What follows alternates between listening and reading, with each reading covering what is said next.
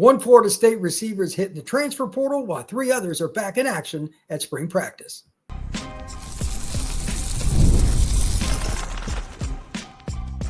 You are Locked On Seminoles, your daily podcast on the Florida State Seminoles.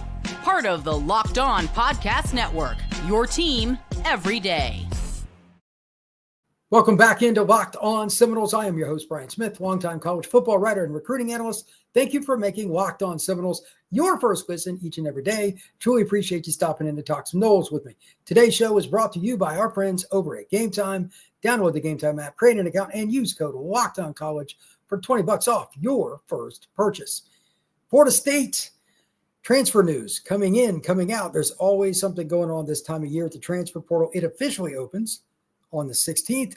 But know this, Florida State has one guy leaving. We're going to talk about that. They have three guys coming back from injury. They're already on the roster, but they're coming back, and that's very helpful. Also, wide receivers. Going to talk a little bit about Mike Norvell's press conference.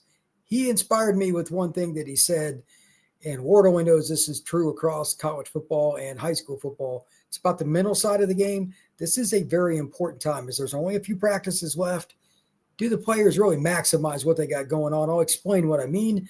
And then overall, I want to give my thoughts on where Florida State stands as a program. Are they ready for that next step? Are they going to be a team to be contended with in the ACC? I give my thoughts to end the show. But first, Jordan Scott has left the Florida State program. We hardly knew you. 6'7" wide receiver came in January. Didn't make it not just at Florida State, but like it sounds like it didn't even get started. Like I don't think I heard anything about it, which surprised me because big-bodied guy. Norvell has always used bigger receivers. The fit was there. He had production to junior college ranks. What's the deal? I don't know. But he is hitting the portal. He is no longer a part of the Florida State Seminoles football program, and it's unfortunate. You got Hakeem that's been banged up. Squirrel is back. Sounds like he's doing all right. Wayne McCoy is one of the guys. Deuce is back.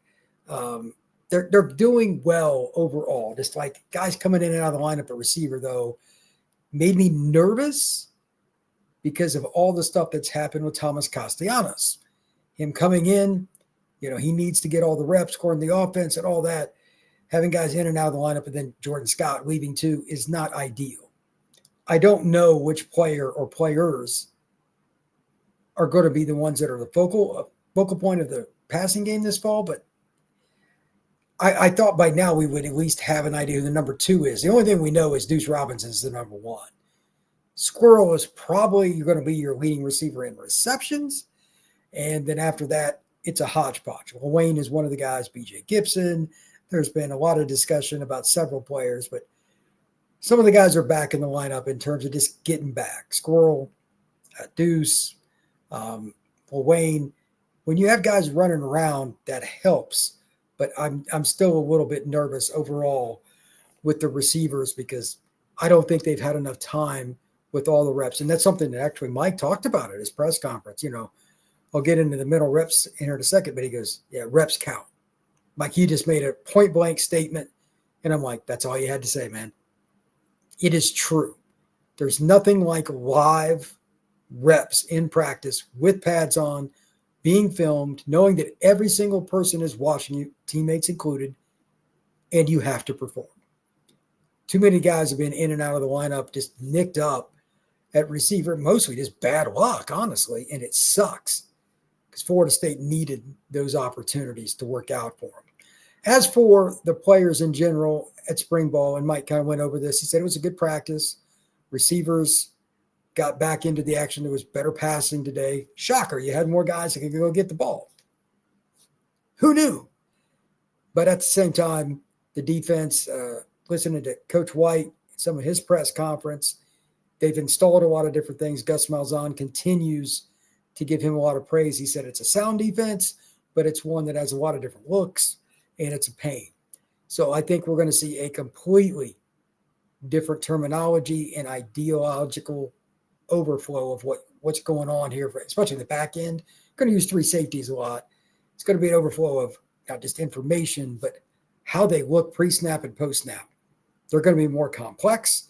They're going to be a bigger pain to deal with. Now the question is, and this is what Norvell talked about, mental reps. He brought this up in conjunction with the injuries. How do guys handle being off the field? Do you still maximize? Because he said you still have work you've got to do. You can have mental reps, you go to practice, you watch guys, and you learn through their play through observation. 100% correct. A lot of young people can't do that very well.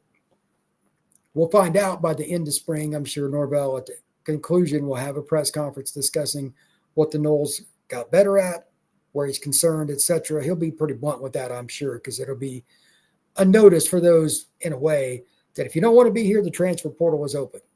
And I really hope he says something to that effect, because part of what they got to do to get this program right is clear house a little bit. There's no nice way to say that. I'll obviously allow Norvell to make that comment when it comes, but they've got to get the guys ready mentally right now as much as anything else, especially the guys that are banged up. And there are so many. Pettis has been banged up. Just so many guys up front have been in and out of the lineup too. In addition to receiver, that's disappointing, but what are you going to do? So overall, I think the offense is my concern.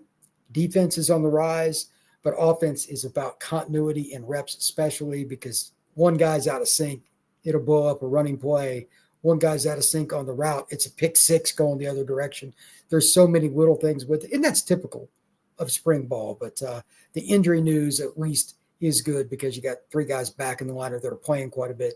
I'm hoping that Pettis and some of the other guys, even if it's not in spring, very soon they're back working at 100% because they've got a long summer ahead. Alabama, I just watched some of their spring game. I'm telling you, that's not going to be the same Alabama we saw last year, especially in the trenches. They're not going to be great at quarterback, got a decent quarterback, but they're going to be a team that has all the ability in the world if they put it together to be a top 10 team, possibly top 5. So if Florida State's players aren't doing what Norvell talked about, and again, props to him with the mental reps and really diving into getting healthy, that first game won't go well. And I am very, very fearful that if it doesn't go well, Florida State is going to implode in some capacity, even if it's just a few players. Now, for the good news on the player side, I don't know how many times I've heard this now, but it's almost to the point it's just ad nauseum. Coach White talked about Darrell Jackson and how he just loves playing right now. Something's clicked with him. I don't know what it is, but it's awesome because last year he was loafing half the plays, I swear on my life. But he's talking about there was a play outside. He wasn't near the ball, but he'd run by guys getting towards the receiver on the edge of the field. You got a guy that's over 330 pounds running down the field trying to make a play on a receiver. That is not normal. So hopefully that is contagious for Florida State football because Lord only knows they need more of it. I know I've said this 100 million times on this show, but when I was growing up, that was why Florida State football was so different on defense. They played hard on every freaking down. They could have been playing the worst team in the ACC. It could have been the third string defensive end. It could have been the backup safety. It didn't matter. Mickey's defense played hard. Now, sometimes they got their butt kicked like everybody else. You're human. But that was pretty rare, too. You didn't have to worry about the effort. This Florida State defense, it sounds like Coach White has connected with them, and that's my biggest takeaway with that. Before we go on to the second segment, I'm going to do this probably just about every day. I go through the transfer portal constantly. I obviously run the Portal Podcast now, for those of you who don't know. I've even got my handle up for those of you on YouTube, at @LO_the portal. We talk about recruiting, transfer portal, and NIL every day on that podcast. But Florida State is looking for some players in the portal at different positions. I think defensive end's one of them. I don't think they're anywhere near where they need to be in terms of a pure edge rusher that's ready as a backup. Maybe, depending on how they line everybody up. And it depends on Amari to a certain degree, too. But let's just say the young man from Nebraska falls by the wayside. Gets hurt right before the Bama game. How would you progress at that spot? I don't think they got a pure starter right now. Just as an example and why it's so hard also with the portal, here's a player that I think they should look at. Played at Colorado last year. Taj McCoy, 6'2", 248 pounds. He'll be a redshirt sophomore in the fall. 161 snaps, played in 12 games. Defensive grade 63.2. Rush defense 58.2. Tackling 61.7. Pass rush 60.7. Had a couple of sacks, 15 pressures. So he's a little below average, but he was a redshirt freshman. Pretty typical. But he has the frame, and he's played in the Power Four. These are the kind of guys you have to at least give due diligence to. And it's part of the whole process. While the coaches are doing practices, press conferences, finding out who's injured, who's not, they still got to work on the portal every single day. They have recruits in today. It is a lot of stuff going on. Here at the end of spring, the next 2 weeks, it's probably about as busy as it gets for me too. The only time that's busier is the first week of December because it's National Signing Day. Right now is a nightmare because I can't be in 50 places at once. I can only imagine what Norvell, Coach White, Coach Malzahn, and Lord only knows all the staffers in the back office what they got to do at Florida State. But that's part of it. When we come back, I want to give my opinion on the state of Florida State football. Are they where they need to be? Do they have everything in order for what they can at least attempt to do at this point? I think there's some good news on that front, but there's some stuff to work on too. That is next here on Locked on Seminoles. There's nothing like the atmosphere of an NBA game. Every bucket, every defensive stop, every moment feels huge. It's electric in the arena, and with Gametime, you can be a part of it without the stress of last-minute ticket hunting. Gametime makes it fast, easy, and it's going to be fun once you get the playoff tickets. Even when the demand is sky high, prices on the app actually go down as tip-off gets closer. And their last-minute ticket deals can save you up to 60%. Again, 60% off is a pretty good deal. I don't care what you're going to. Nobody is going to tell me you don't like saving money. And you don't have to do it just with NBA. Concerts, theater, it could be a football game. It could be anything. If it's on Gametime, they've got deals for you with last-minute ticket deals. Take the guesswork out of buying tickets with Gametime. Download the Gametime app, create an account, and use code LOCKEDONCollege for $20 off your first purchase. Terms apply. Again, create an account and redeem code LOCKEDONCollege to get $20 off. Download Gametime today. Last-minute tickets, lowest price guaranteed.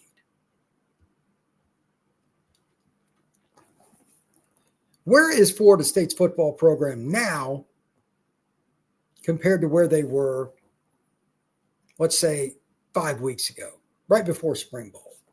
What are the concerns? I wanted to know how the continuity was going to work. I definitely wanted to see a number 2 receiver. That's a concern. I'll come back to that. O-line, we knew it was going to be better, but was hoping for more chemistry, but the injuries have kind of bitten them there too. But there are a few things that are just clearly way better than what I thought. Number 1, it sounds like by all accounts, this is from multiple sites, multiple sources, commentary from the man himself, Thomas Castellanos has fit into the culture at Florida State. He's picked up the offense, which he should. He'd been in it before with us at UCF, and he's making some plays. By all accounts, he's kind of come on as practice during spring has gotten closer to the end. He had some ups and downs, but if you're not going to be good at quarterback, I don't care what offense you're in, you're probably not going to be a very good football team. So that's good. O-line that, again, as I talked about in the first segment, concerned about it because they've had so many injuries, but there's so much more talent there. That's the good news. The bad is, like, I know some people commented on the YouTube page, and it's their opinion, but Jalen Early being gone, I think is a bad thing. A lot of people, get rid of him, whatever. Florida State doesn't have the depth to lose anybody. Be careful for what one asks. You might get it. If Florida State has more injuries again, that's not going to work out. Guys get better. Look at the 21 team compared to the 22 team, say like week 6, week 7, and all the way through to the end of the year. Teams get better. Same players doing the same thing. You just get better and better and better to the point you're a formidable team. Florida State can't do that if guys keep leaving. It is what it is. But on the defensive side, this is where I'm the happiest. I've not heard anybody from behind the scenes, any articles I've read from a national person, somebody from a Florida State media member living in Tallahassee or anywhere else, say that the defense is heading in the wrong direction. Not one. That is surprising to me. There's always a detractor somewhere. Florida State football might just be headed in the right direction, finally, on defense to where they're sound. How often if you're a Florida State fan, this will ring true 100%. Were you just so happy on a play last year, they'd smoke somebody. Blake Nicholson blows up somebody in the backfield, whatever the play was. And then a play later, they give up a run gap fit that is as wide as a semi could run through. The up and down drove me crazy. Coach White talked about he wanted to be the most physical defense at his presser, and he also talked about the ability to be a team that just plays hard every down. If you do those two things and you got talent, the scheme will get to where we need it to be. They're learning it, but you're going to be pretty good. And I 100% agree. I just wish that it could be seen a little bit more. I know they've closed practice, but I'm fascinated with his defense and his schematics. So maybe that's just me being greedy, but I want to see how the safeties work and all that and watch it over and over again. But they're trying to close out everything to keep people from looking at their kids and getting them in the portal. So it is what it is. I'm just curious about it, though, because all I've heard is good news. So overall, compared to where I was, say, 5 weeks ago, Florida State is up. Definitely up. The question, again, is more on the offensive side, not defense. The only thing I don't know, and this is typical, I have no idea what's going on with special teams. No clue. If somebody knows, please let me hear about it, because I couldn't tell you anything. You lost an All-American punter and an All-American kicker. At some point, that's going to hurt you. But where at, how much, are the coverage units good? I don't know anything about that stuff. I wish I heard a little bit about that, but that is the great unknown with Florida State football right now. Overall, though, ticking in the right direction. They're moving forward. It's not leaps and bounds, but they're moving forward. I still have Florida State at 7-5 as it sits. Maybe I'm off on that, but that's how I feel about it. They got to prove to me some more of what they need to do. As for the rest of what's going on with Florida State football, there's a whole bunch of recruiting and transfer portal stuff. I'll get into more of that this week. We'll talk more about some names, talk more about some possibilities. And my guess is Florida State's probably going to lose a couple more guys. Again, on Wednesday, the portal officially opens. What does that mean? That means you're going to see some guys you want to leave because they're probably not helping hit the portal, but there's probably going to be somebody else you kind of wish didn't. That's just the nature of it. That means the staff's got to go make it happen too. Thank you once again for making Locked On Seminoles your first listen each and every day. Truly appreciate you stopping in to talk some Noles with me. I will see you again on Wednesday. Everybody be good. Talk to you soon.